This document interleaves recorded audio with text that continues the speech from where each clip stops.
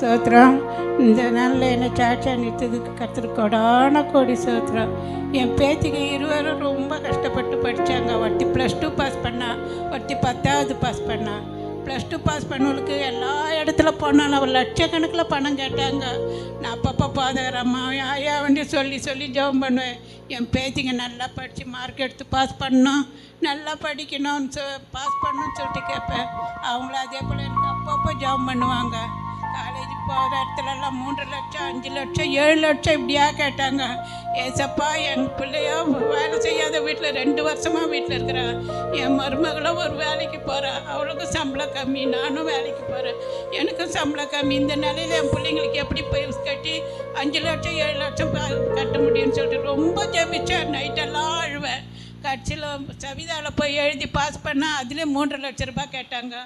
அங்கேருந்து முத்துக்குமரனில் போய் எழுதி அதுலேயும் பாஸ் பண்ண டெஸ்ட் வச்சதில் அவங்கள 2 லட்ச ரூபாய் கேட்டாங்க. ஏசப்பா அழுது ஜெபம் பண்ண சொல்ல அவள் இந்த இதில் போட்டு வச்சுருந்தேன் அண்ணா யூனிவர்சிட்டியில். அப்போது ஃபோன் வந்து உனக்கு இந்த காலேஜுக்கு வந்திருக்குது வாமா அப்படின்னு சொல்லிட்டு ஃபோன் வந்தது.